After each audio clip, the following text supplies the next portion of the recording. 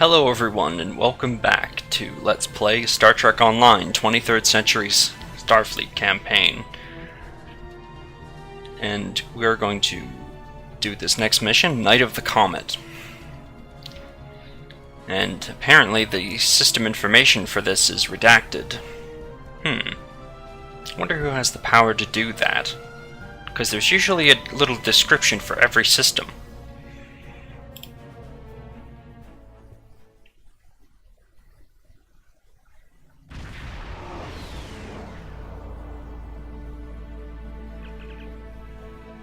Yeah, on screen.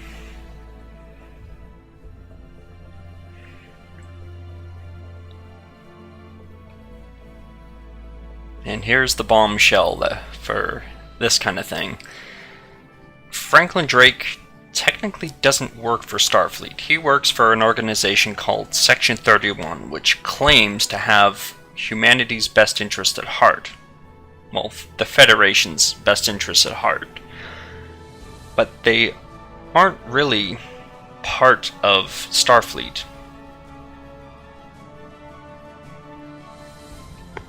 So, basically, in order to get to the past, without using the previous methods that we've used, we're going to kind of slingshot around the sun, and somehow that will warp us into the past.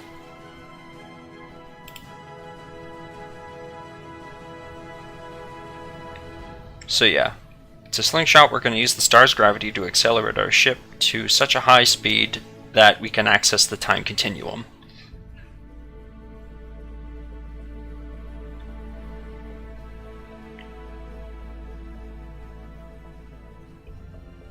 And as he says, this is a tricky maneuver.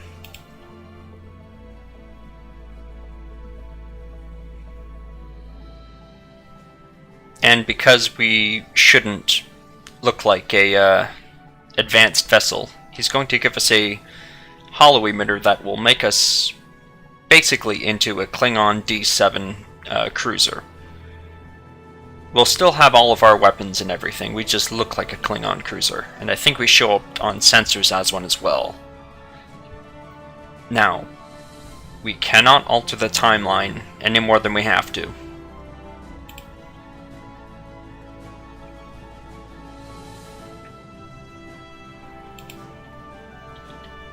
And there we go, we are now a Klingon cruiser, officially, or unofficially. Now we're going to have to fly through these rings. It's pretty slow going at start, but we will gain a lot of speed. And if you're flying a cruiser, before you become this, you have a lot of problems steering. Now the best way is to hold both mouse buttons down on the PC version. And you'll move the camera, but you'll also steer your ship.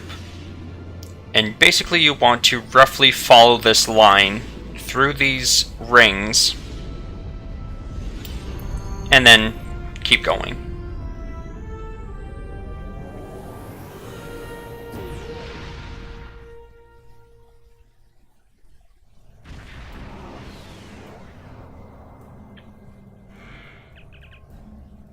Okay, and now we're back in the past. Oh, the Reuben James is here. Constitution class. Attention, unidentified ship. I am Commodore Jacob Ross, in command of the USS Reuben James. We have been searching for a Klingon vessel reported to have attacked a colony in the Gliese system. You fit the description of the ship we are looking for. Unless you can prove you are not, we will take immediate action. I wonder if Drake anticipated this. So yeah, we're gonna have to fight to disable. Now we don't have to do anything special for this, although I am going to put in some measures. Now, according to the game mechanics, we are still a science vessel, so we only look like a Klingon vessel. So we have better shields, worse hull than a typical cruiser would have. To any ship ships in range. Please, we need help. I don't know what these things are, but they're all over the station. They're killing people. Please, you have to help us. Okay, so there's full of Devidians. And we get to take our whole away team in on this, which is nice.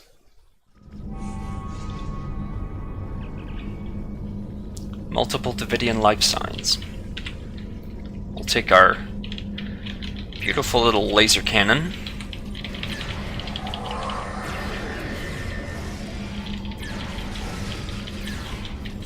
Which is not a laser cannon, it is an anti-proton rifle of some description.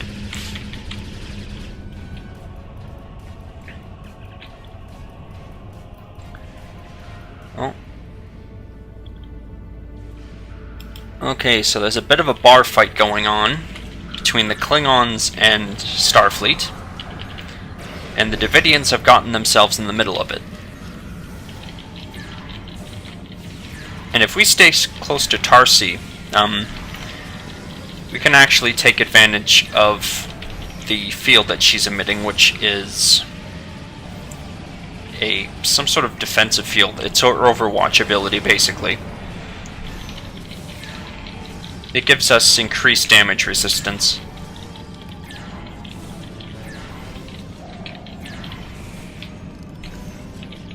Tarsi looks like she's in a bit of trouble.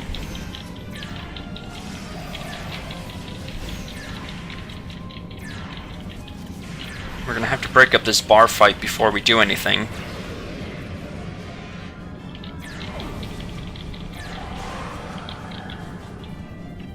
Okay, bar fight's broken up.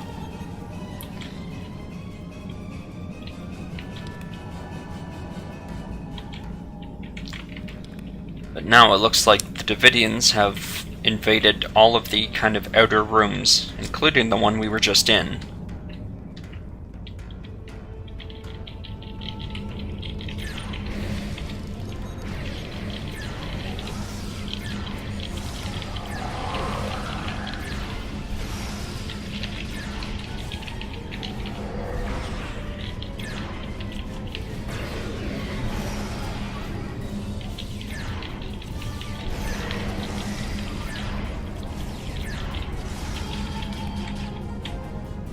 Oh, and the Overwatch doesn't stack, by the way.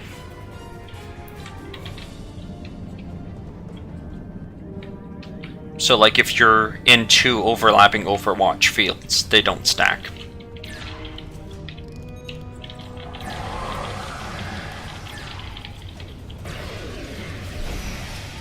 These visitors aren't really a problem, it's the Umbrals and the Eidolons that really cause a bit of bother.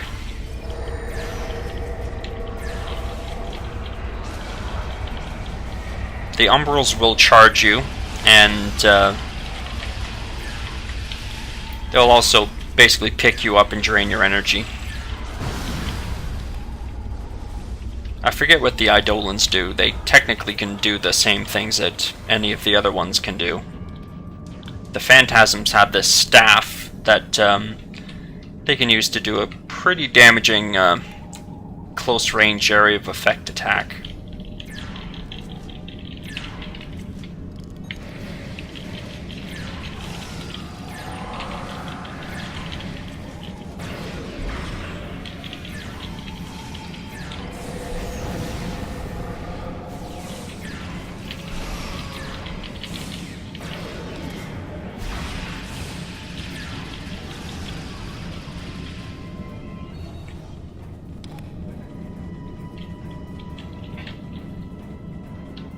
Now there's just one room left. Not attempting to stop us. We hunger. We must leave. Leave immediately, or I will amplify the time distortion and destroy this species. You will not survive. Hey, those things are holed up in the lounge, and they've got some of my customers in there with them. The door is barricaded, but a few hits with a phaser should take care of that. Get my people out of there! Okay. Doesn't have to be a phaser, any weapon will work. So I'll just keep this out.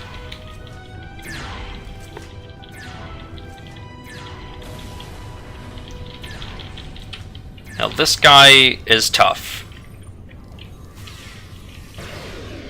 He attacks like any other of the phantasms, but he is just incredibly tough.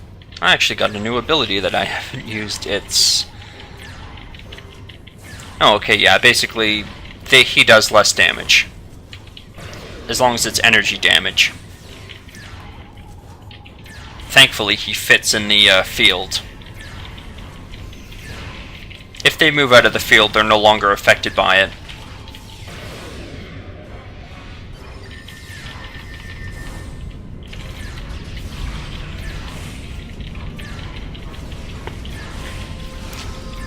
Oh, and the field for that area of effect that I used for the destruction field, that only has so much area of effect. So if an enemy is somehow larger than the field, it isn't affected. Which is more than a bit annoying. Hey, it's Lieutenant Commander Scott again. Thanks for the help, Fred. What were those things? Damn spirits snuck up on me. I noticed a spike in triadic energy, and I was working to adjust the station's shields to compensate. I went to fetch a hyperspanner, and I was attacked. If you help me, I can finish my repairs before the triadic energy reaches lethal levels. Okay. By the way, you can call me Scotty. Thanks, Scotty. Now let's accompany him to the shipyard. Although we don't need weapons right now because nothing else will spawn. We've defeated all the Devidians on the station for now. Although we might as well just kind of jog there because Scotty's kind of slow.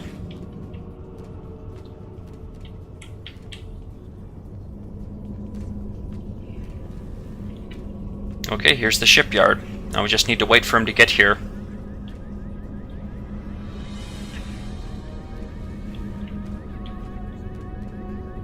Anytime now, Scotty.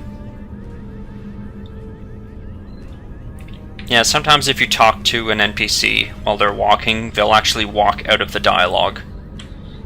So you'd have to talk to them again. Just as I suspected, the trialic energy is increasing. We'll be cooked like a haggis if we don't do something about it. There is a wee store on the station. The lass who runs it, Cassidy, said they might be getting a supply of the new quantum flux regulators. The Mark II versions. If we had one of those regulators, I could modify the flux coordinating sensors and use them to modulate the shields protecting the station. That would buy us some time. Go find Cassidy. She'll know where they are. Okay. Now there's yet another little puzzle coming up, so be prepared for that.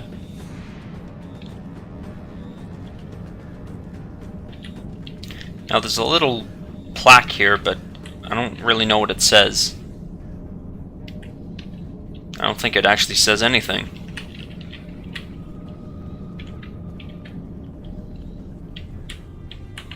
Hey, Cassidy. What were those things? They were floating, and then one looked at me. I feel so weak.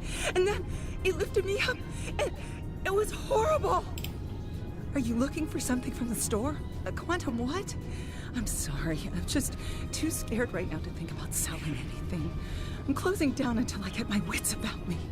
Maybe it would be best if I packed up and went back to Sherman's planet. I don't know. Maybe a nerve tonic would soothe me. Can you get one for me? A nerve tonic, you say? Very well. Bartender, What can I get you? I need a nerve tonic. A nerve tonic? Almost every culture in the galaxy has nerve tonics. Most worlds have multiple variations, and everyone thinks that the one their grandmother made is better than all the rest. Look, I tend bar at a commerce station in the middle of one of this quadrant's busiest trade routes. It's my job to be able to make anything you want, but you gotta be specific. I could make you 14,647 different nerve tonics, 18,397 if you're bowling. So, what kind do you want? Tell you what, one of the waitresses should be able to help you narrow down what kind of nerve tonic would be best. Talk to one of them, and then come back. I'm sure we can make exactly what you need. Okay, so The waitresses don't actually know, I don't think. Let's ask. Who do you think you are? First the lights go all strange, then these weird creatures show up, and worst of all, you're here picking fights with my best customers. Look at dear, brave, handsome Captain McQueen here. He could have been killed. You should be ashamed of yourself. About the nerve tonics. Nerve tonics? How could I think about nerve tonics when my sweet Captain McQueen is injured? Well, if you want to know about any sort of exotic beverage, go ask that drunken Scotsman. I mean, Lieutenant Commander Scott. He knows more about alcohol than anyone I've ever met. While you do that, I'm sweet Prince all better. Wow. I have nothing to say about that.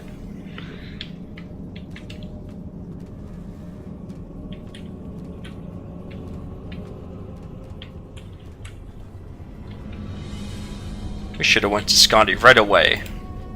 Did you get the quantum flux regulator? Hope you didn't hear what that Orion had to say about you, Scotty. Nerve tonics? Ah, you don't look like you need one of those. These wee beasties are troublesome, but they're not as bad as a ship full of angry Romulans. Now, I've been known to enjoy an occasional nip of Scotch whiskey. That's the only nerve tonic you'll ever need. Why do you need to know about them? I'm looking for one for Cassidy. Oh, for Cassidy. Now that makes sense. She's a bonny lass, that Cassidy, and more than willing to spend a little time with the right Starfleet officer, if you know what I mean. But she hasn't got the stomach for fighting. Is she alright? I hate for anything to happen to her. She'll be fine. Glad to hear it. Sounds like she needs something to take a wee bit of the edge off, and that happens to be one of my specialties, along with transwarp transporter technology and warp field mechanics. Cassidy's been meeting me every evening in the bar for a spot and cheer, but I've never seen her order a nerve tonic. Perhaps if I told you what she likes, you'll be able to figure out the right mix. The bartender will help you. Okay, what does she like to drink? I've seen Cassidy order these drinks. Whoa, that's a lot of drinks. Alright, I guess we'll start with Albanian brandy. Cassidy didn't like the salty taste of the Albion brandy, but she really enjoyed the fact that it was garnished with a drop of honey that floated on the top of the drink. Bah, garnish is getting away with a fine beverage, if you ask me. Can you imagine putting a wee piece of pineapple in a glass of 20-year-old single malt? It's preposterous. I know, right, Scotty? I've seen Cassidy order these drinks. I can't believe she'd order blood wine, but... The only time I saw Cassidy ordering blood wine was when she was feeling under the weather. Poor lass. She liked that it was served warm, but she hated those blasted heavy metal mugs the Klingons use. And the potency of it was a bit much for her to handle. A girl like Cassidy needs something with a little less kick. Okay. I've seen Cassidy order these drinks. What about the Devidian mead? Zalay brought Cassidy a Devidian mead a few nights ago. Ugh, terribly sweet stuff, like drinking syrup. Cassidy didn't like the cloying sweetness, and the wee bird broke out into highs because she was allergic to the fruit garnish. I'm not ordering any of that stuff again. Ew. I've seen Cassidy order these drinks. Fire wine. Cassie and I got into a drinking contest with a Klingon one night, and we ended up drinking fire wine. It's not as good as scotch, mind you, but it's better than drinking warp core coolant. The next morning, after she picked herself up off the floor, Cassidy told me that the fire wine was so spicy that she was afraid it had eaten a hole through her stomach. I had to send her to see Bones for a checkup. Also, she said that drinking from those shallow bowls made her feel like someone's pet tar. Okay, so she didn't like that at all. I've seen Cassidy order these drinks. What about a martini? Martinis aren't my cup of tea, as it were, but Cassidy seems to like them. She appreciates that a martini should be served as cold as possible, but since she nurses her drinks, the cold tends to dissipate, and she doesn't get the full effect. She's quite fond of those fancy stem glasses, though. Okay. I've seen Cassidy order these drinks. So we're starting to get a picture of what she likes in a nerve tonic. Cassidy really likes her Sumerian sunsets, mostly because of the sour taste. She hates that the drink is so weak, and has been trying to convince the bartender to add garnish to it, to make the happy feeling last longer. But he won't, because then it wouldn't be a Sumerian sunset. Me, I say a drink is a drink. If the lady wants a garnish, give her one. I've seen Cassidy order these drinks. And the last one's Gagarin whiskey. Cassidy really likes a little drink from a drop of Skagarian whiskey. But she doesn't like the wee shot glasses, or the silly paper umbrellas. Who ever heard of putting a wee paper umbrella in a glass of whiskey? It's sacrilege. If I ever go to Skagara, I'm going to give them a piece of my mind. I've seen Cassidy order these drinks. Okay. So, that's a bit of a lot of information, actually, to kind of put into short-term memory. And this took me quite a few tries as well. Let's see if I can get it right. What can I get you? I need a drink. I'll need some more details before I can make a drink for you. If you need help figuring out what combination of ingredients you want, you should talk to one of the waitresses. That's what they're here for, after all. So, do you want it to be hot or cold? Hot. What kind of flavor profile are you looking Sour. for? How strong do you want this drink to be? A little pick-me-up should do it. How would you like this drink to be served? In a stemmed glass. And last but certainly not least, what kind of garnish would you like? A drop of honey. This should be all the info I need. I'll put the drink on the bar when I'm done. I'll put the bill on your tab. Thank you. You won't be getting that tab, by the way. And there we go. A nerve tonic.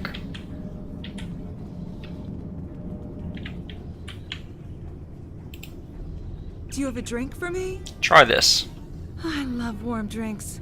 They're so relaxing. I'm glad you find the temperature pleasant. There's a lovely sour note to this drink. I feel so refreshed. I'm glad. There's just enough oomph to this drink to make it really stick with you. I like that. You look like you'd use a little pick-me-up. I love the style of this glass. It accentuates the flavor of the ingredients.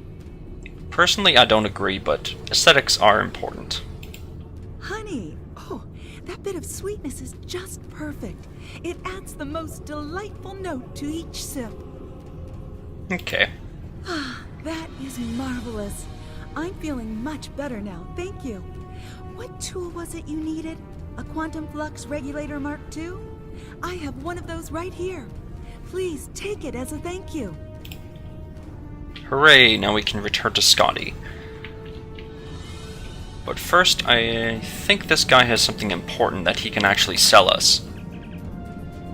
Yep, a bunch of nerve tonics to go.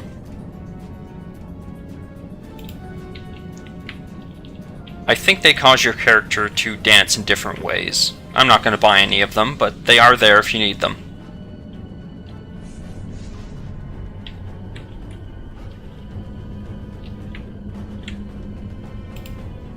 The right tool for the right job. I'll start making the adjustments, but I don't know if I've got enough time. You can't change the laws of physics. The trialic energy levels keep rising, and sensors show the blasted comet is to blame. Modulating the shields is not going to be enough. Something needs to be done about that comet if we're going to live to see the morning. Okay, we're going to have to return to the ship and destroy that comet.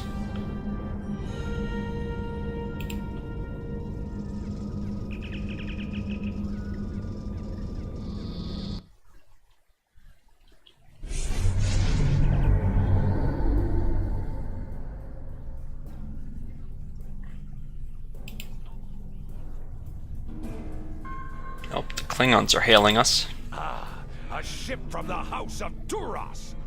I am Captain Bavat, son of Warat, and leader of my house. My brother died due to Duras' treachery. I will avenge his death with the destruction of 100 Duras ships. Prepare to die!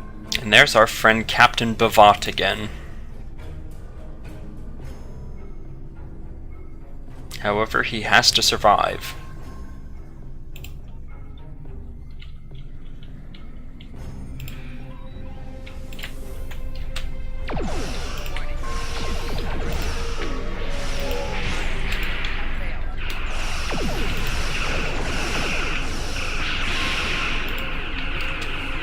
Now you can attack Bavat in his cruiser, and it'll just do that, disable him for a little bit.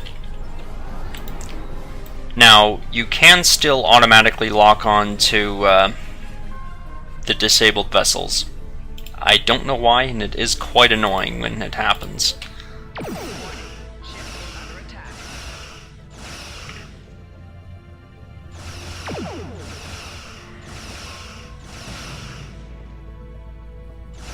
Now, Difference Comet is going to take quite a bit to destroy.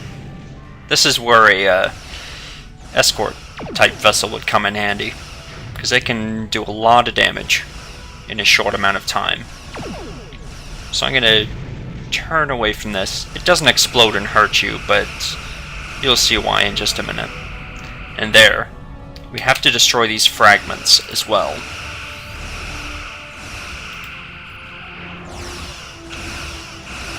Oh, and looks like there's more D7 cruisers. And they're attacking us, of course.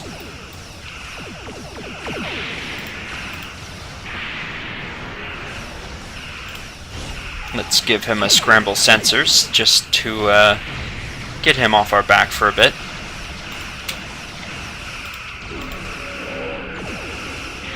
Now, because we have our engine energy so low, we can't really turn all that well.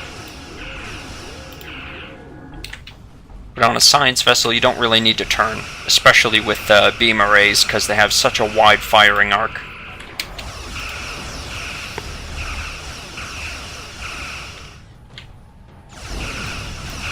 And we have to blow up those shards as well.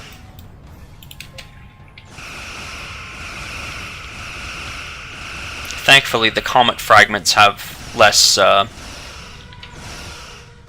HP than the Comet itself. And the shards have even less HP than the fragments. Oh, there's another D7.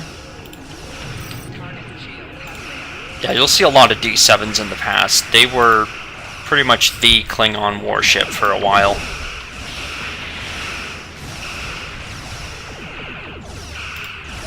But we're not going to have much problem with them because we're in a science vessel that's vastly superior to theirs.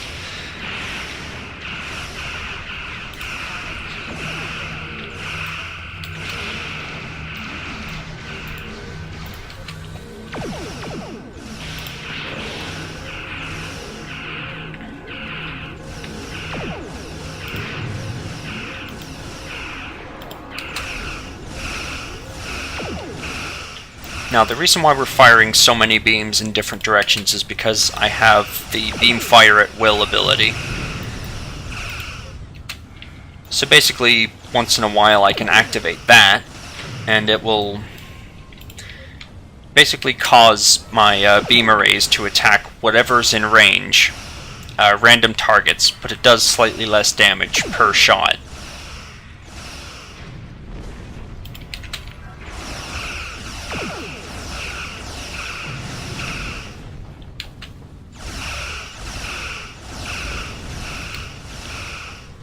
So you get about 2 cycles of the beam arrays. Oh, it looks like Bavat got his cruiser back online. Get rid of his buffs.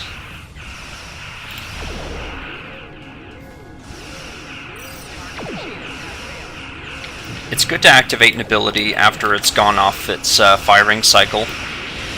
It just makes it a bit easier for you to get the full function of the updates. Now, even though it says we blew him up, we didn't.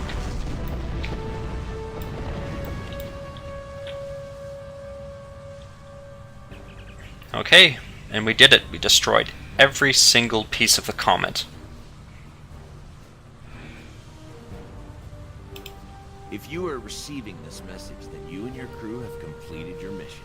Driffen's Comet is destroyed, and the Devidians are no longer a threat to the Federation. You've done well. And to prove that I'm not the immoral monster that some make me out to be, I'm going to help you. When you last docked at Deep Space K7, I had some modifications made to your vessel. One of those is the addition of a Borg temporal node salvaged from a cube in the Batron cluster. It's set to return you to our time. Congratulations on a job well done. Drake out. I'm not sure we should be messing with Borg technology.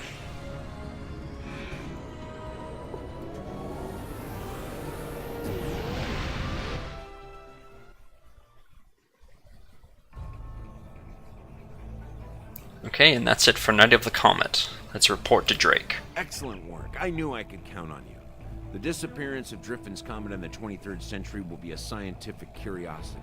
I have taken steps to suppress information that might reveal our involvement, and I trust that you and your crew will refrain from telling stories about what happened here.